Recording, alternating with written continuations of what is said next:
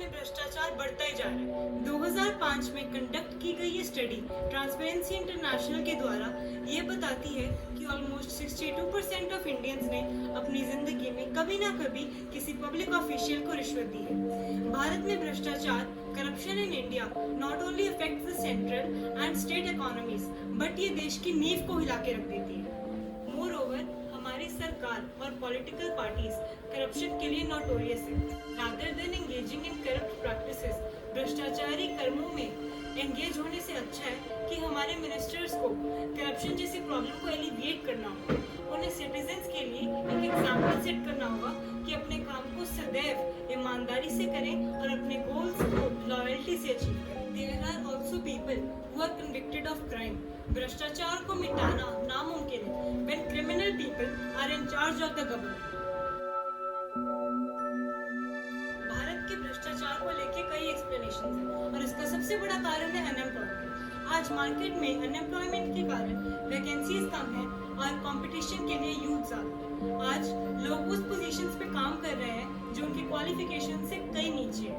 Reservation quota के कारण कुछ लोग उन पोजीशंस पे काम करते हैं जो उनकी क्वालिफिकेशन से कहीं ऊपर है। इसके कारण जो क्वालिफाइड जनरेशन है उनके अंदर करप्टिव माइंडसेट उजागर होता है। इन इंडिविजुअल्स के अमंग डिससैटिस्फैक्शन और उनके डिजायर ज्यादा पैसे कमाने की उन्हें डिसऑनेस्ट मेथड्स यूज करने पे मजबूर करती है। इसी के कारण हम सब भ्रष्टाचार में आ जाते हैं, जैसे कि ब्राइब्स को, रिश्वत को लेना देना और इनकम टैक्स को ना पे करना।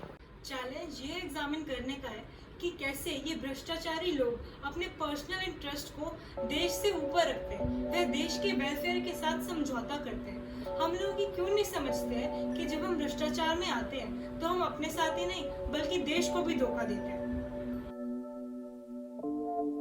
Four major causes of corruption: greed of money, desires, higher levels of market and political monopolization, weak civil participation and low political transparency, higher levels of bureaucracy and low insufficient administrative systems, low economic freedom and low press freedom.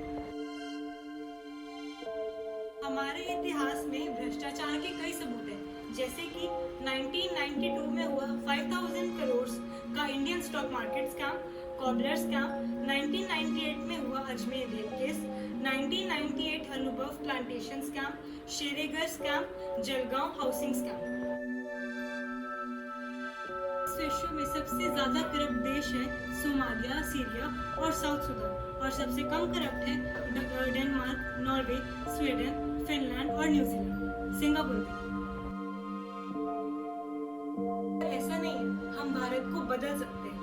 हम एक ऐसा देश बना सकते हैं जहाँ भ्रष्टाचार हो ही ना, जहाँ कदम कदम पे हम एक दूसरे पे भरोसा कर सकें, जहाँ विश्वास की नींव हो। ऐसा भारत बनाने के लिए हम सबको एक होना होगा। हमें पॉलिटिकल लाइफ में एंटर करने के लिए एक एलिजिबिलिटी क्राइटेरिया रखना होगा, जैसे कि उन लोगों के लिए जिनकी एजुकेशनल क्वालिफिकेशन ज़्यादा हो। ऐसे लोग जिनकी सिर्फ एजुकेशनल क्वालिफिकेशन ही अच्छी ना हो बल्कि उनमें काइंडनेस हो, वो ईमानदार हो और वो इस देश को एक नई ऊंचाइयों पर ले जाए।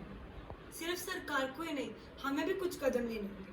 हमें उन लोगों को वोट करना होगा जिनकी एजुकेशनल क्वालिफिकेशन हाई हो, ऐसे लोग जो ईमानदार हो और इस देश में काइंडनेस फैलाएं, ऐसे लोग जो बिल्कुल लॉयल हो और इस देश से करप्शन को मिटा दें।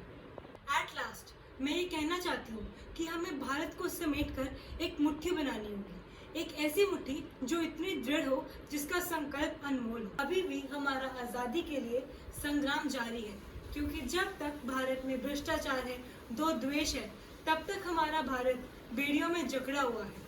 मुझे लगता है कि जिंदगी में अगर कुछ बनना है तो एक अच्छा सिटीजन बनो, इतने काइंड बनो, हम्बल बनो और ईमानदार बनो कि जिंदगी में और कुछ बनने की जरूरत ना पड़े, क्योंकि हम इंसान हैं तो इंसानियत ही हमारा परम कर्म है। मैं लाइक्स नहीं मांगूंगी, सब्सक्राइबर्स नहीं मांगूंगी, और जो मैं मांगूंगी वो है आप सबका सपोर्ट। मुझे आप सबका साथ चाहिए ताकि हम इस देश से भ्रष्टाचार को मिटा दें, एक ऐसा दृढ़ संकल्प जो इस देश को बदल के रखे।